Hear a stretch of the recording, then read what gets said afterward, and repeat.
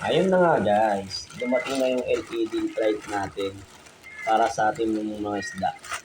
Ang plano kasi dito, lalagyan natin yung mga aquarium natin ng tigi-isang light, ng LED light. Tignan natin to. Para maganda siyang tignan pagka gabi.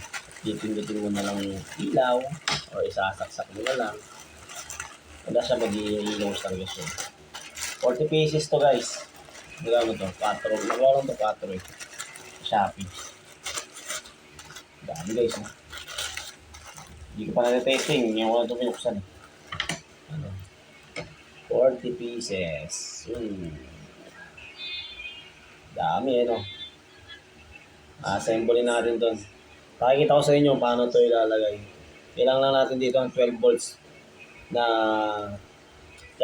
na power charge. Parang sa TV Plus ng mga saksakan.